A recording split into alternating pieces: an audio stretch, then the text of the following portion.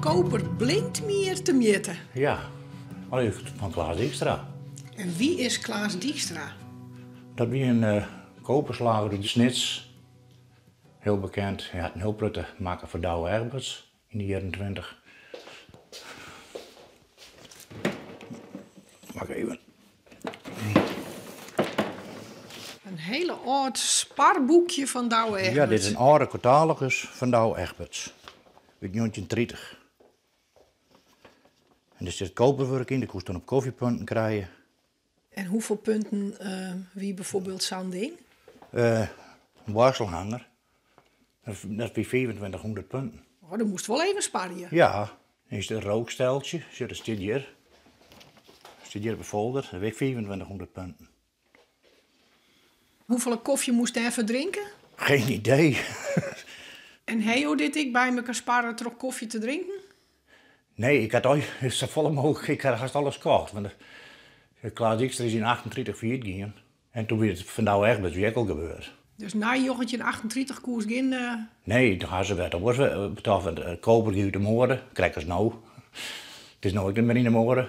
Een heel soort mensen vinden hier dus niks meer aan wat je ziet. Nee, de jeugd net. Die vindt er, wanneer moet ze koper poetsen. En dat willen ze niet meer. Ben jij een koperpoetser? Nou, ik net zo bot. Zo nou en dan dat. Als ik iets krijg dat heel smarig is, dan maak ik het scannen en dan zeg ik het je. Ik poets het echt niet vaak.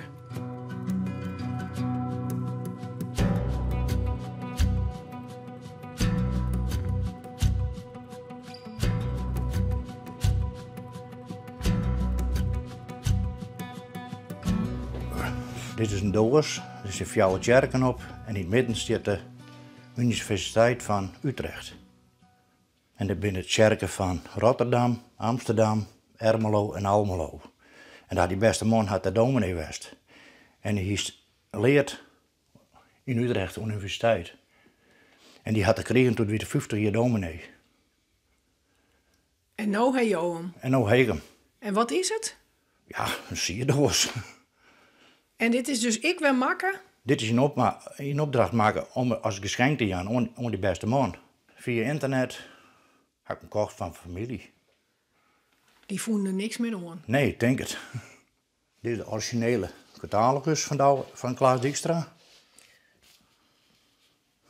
Uit 1924. En dit is de familie. Dat is Klaas.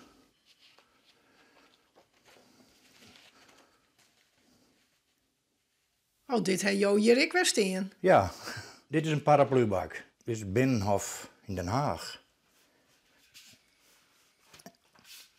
Dus Klaas Dijkstra ging ik over de grens.